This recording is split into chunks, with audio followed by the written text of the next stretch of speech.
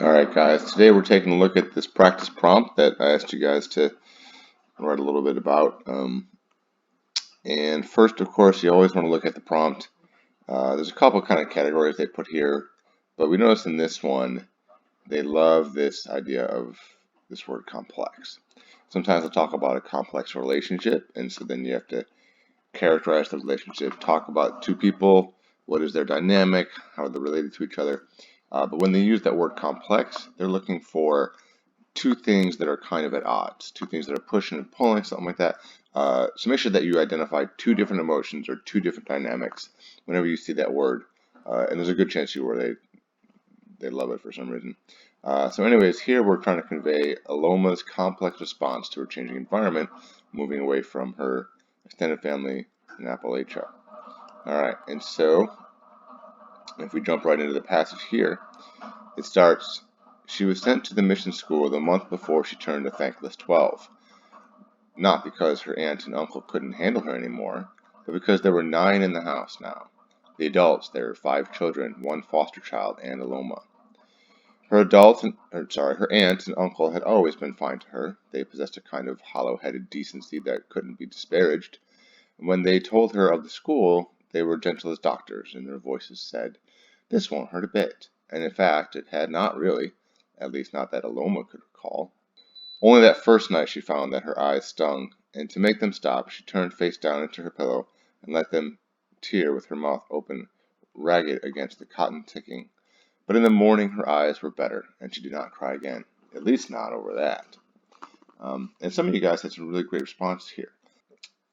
This crying and that crying only being the first night after being away. And notice that she's not yet 12. She's still 11. She's there for a month before she turns 12.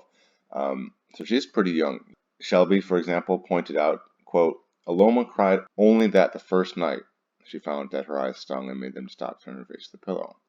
And Max then points out a really provocative line that extended Aloma's unhappiness, showing the crying. She wondered what kind of luck was required to be someone other than the person you belonged to be. And that's coming up in this next paragraph here. Talk about feeling out of place or like you don't belong. This is what's happening here. She's going from one place that she doesn't quite fit in, not bad or evil, to another place that she doesn't quite fit in. And I think this is a great passage to give you guys. You're also at a huge transitional moment, so you can probably relate to that a little bit. Ellie makes an observation that was maybe too obvious for many of us to point out, but is extremely important when talking about point of view or perspective. She says, Aloma is a teenager, meaning she's already going through a difficult time in her life. Yes, that's very, very true. Well, maybe technically not a teenager. She's just about to hit 12, but she is at a transitional moment, right? She is in puberty, and perhaps she was forced because of her circumstances to develop more quickly. But, a different point of view wouldn't quite capture the existential crisis and transitional time of being and becoming a teenager, growing up and leaving home. And so there's a lot of different things at play here to create this anxiety. Deborah then points out moving away from a family of 9 may offer some relief to Aloma to the extent that there's more space to work on her personal growth. But Aloma doesn't know what she wants. That is the conflict. She's torn between wanting freedom or love. And to be fair, who at not quite 12 does know what they want? Who at not quite 18 knows what they want?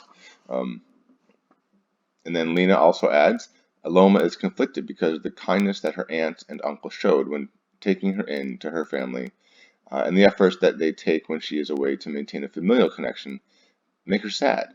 But the impersonality in which they carry this out and the aunt and uncle's restraints to her life make her look forward to this new freedom.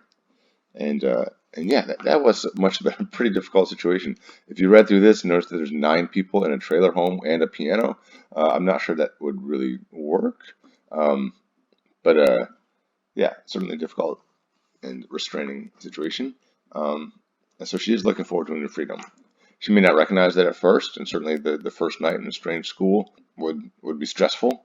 But the fact that they point out that she only cried over that first night is an all too important detail.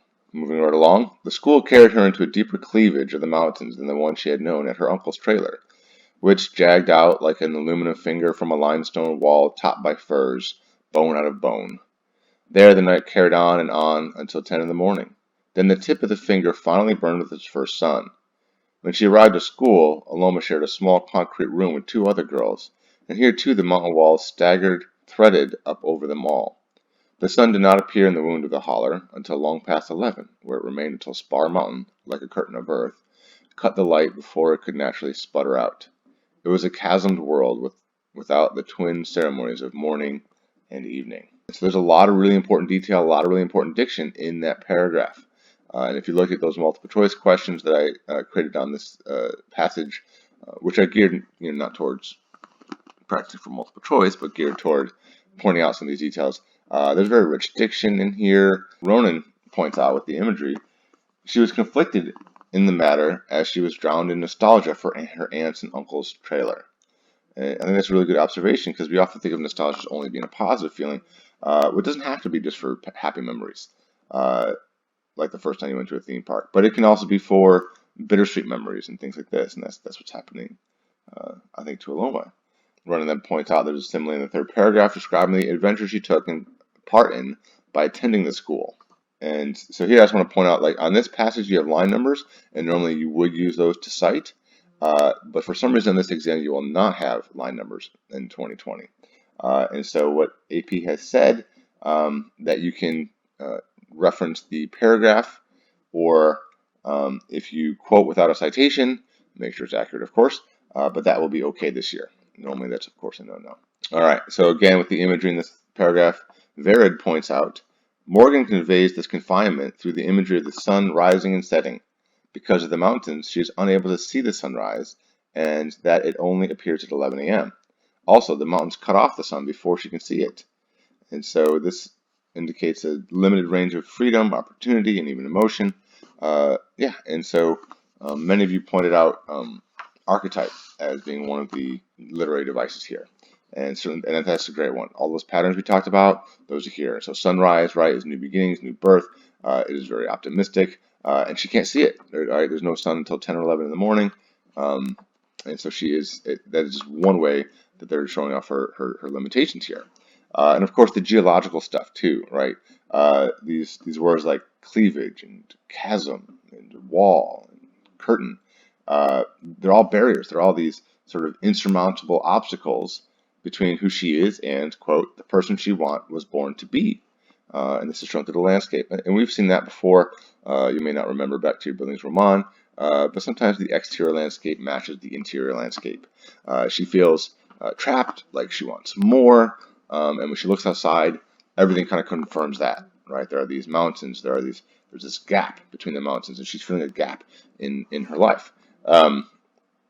And so, again, all things that would be great to point out. So let's finish this up here. Aloma lived in this dark place, a dark country in a dark state, and it pressed on her ceaselessly as a girl until she finally realized in a moment of prescience that some day adulthood would come with its great shuddering release, and she would be free. Then she would leave and find the riseless place where nothing impeded the progress of the sun from the moment it rose in the east until it died out easily, dismissed into the west. That was what she wanted. That more than family, that more than friendship, that more than love. Ooh, notice the parallelism. Just a kind of day that couldn't be recalled into premature darkness by the land.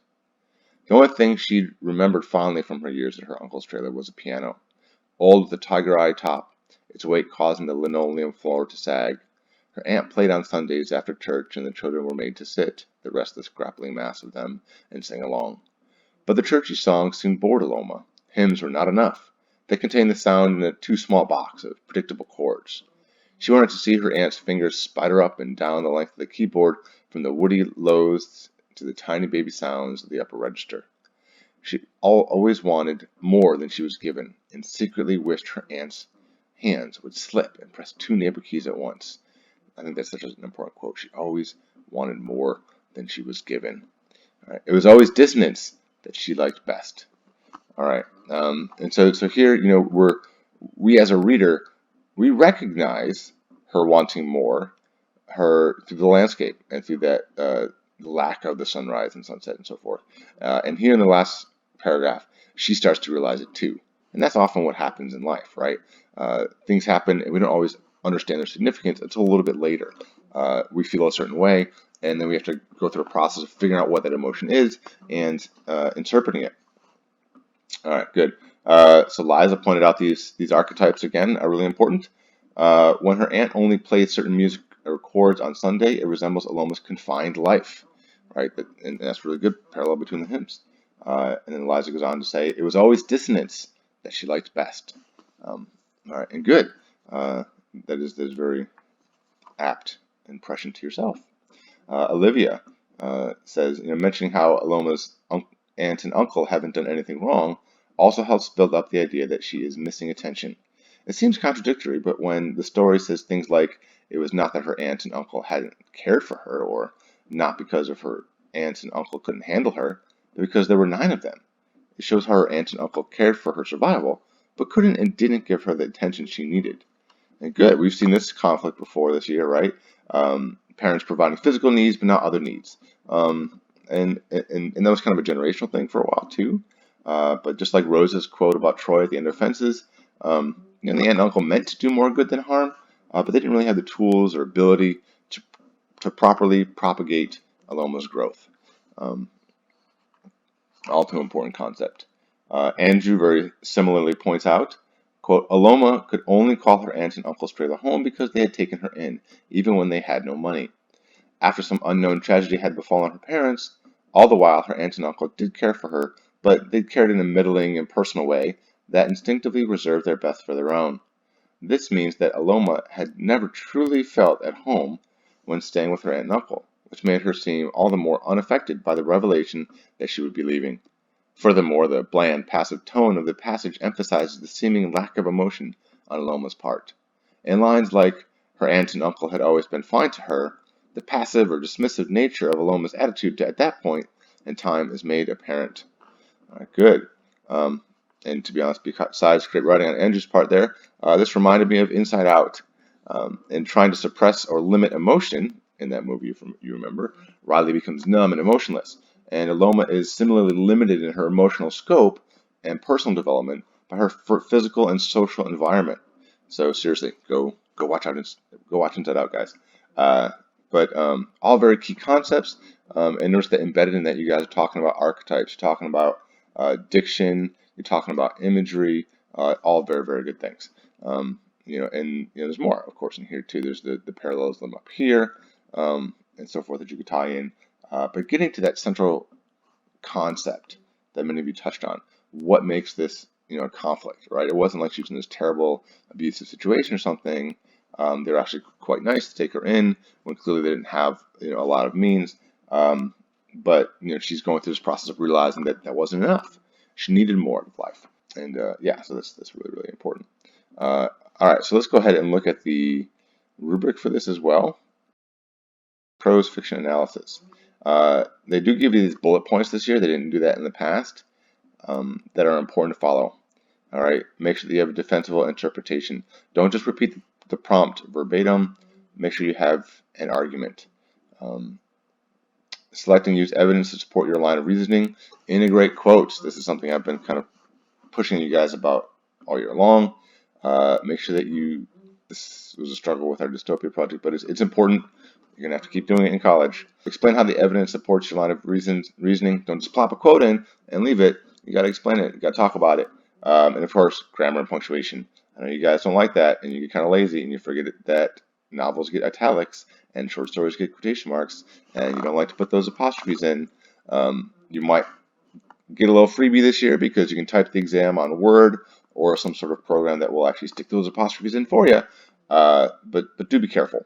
From joining TikTok, I've realized that nobody on this earth knows how to use apostrophes, and you all look stupid. Anyways, forgive my digression there. So the first row this is out of 6 points. This is just 1 point, is if you have a thesis or not.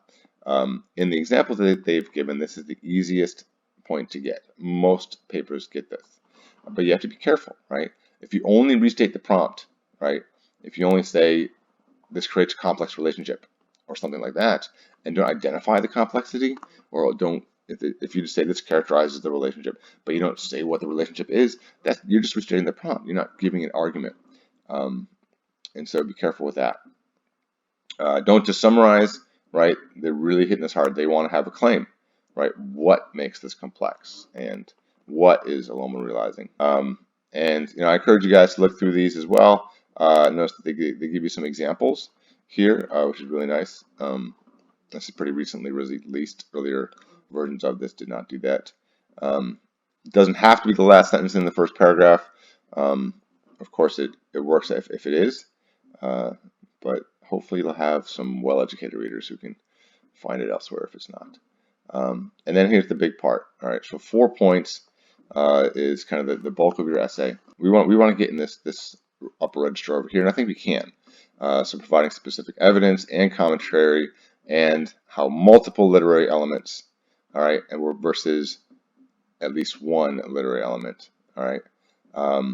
And so, yeah, make sure that you find a couple, even if you're not using the highly technical names.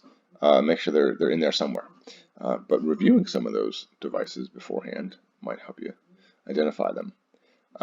Notice again on the 4-point thing, right? It's these words like focus and evidence, right? That you're not just putting an idea out there, but you're proving it. The burden of proof is on you. You have details and quotes from the passage. Clearly explained. Explain your evidence, right? Tie it back to that thesis. Again, this idea, this multiple technique things here. Notice that writing that suffers from grammatical and or mechanical errors that interfere with communication cannot earn the 4th point in this row. Wordings and run-ons and comma splices, you can't get that point. Anyways, and then the final point, and this is the tricky one. This is the elusive and vague point they put on there. And this is the last one, the hardest one to get that 6. All right, so a lot of people can get a 4 or 5, but to get a 6 is pretty rare. And they put a lot of sort of vague things in here, and I think that's on purpose, because there's this idea that writing there's an unnamed element to it. There's something that you can have a rubric and just kind of check all those boxes and do well, but have a very dry and formulaic paper. This is where you're showing, hey, I'm a really sophisticated writer. I'm already writing well out on a college level, and that's what they're looking for. There's this paper. You look at it and you read it and you go, this is the top 5%, and that's what they're doing here. It's not. It has all the elements in it, but it's not limited by structure. Style that is consistently vivid and persuasive. All right, and so some of those students that I read earlier, they were vivid and persuasive, and it was really good writing. That's what they're looking for. It does say, now this is not just based on the conclusion or a single part of your paper, but the sophistication of thought or complex understanding. It's part of the student's argument, not merely a phrase or reference. This whole thing. All right, so that was a really long, boring lecture like you get in class. So if you're feeling nostalgic, there you go. Yeah, I got nothing else. Good luck, guys. I hope you do well. I think you will. You're definitely ready for it. Just, don't make any bonehead moves like being late or forgetting to look up your e-ticket or trying to submit a file type that they don't accept, like Pages. All right. Let me know if you have any questions, and good luck.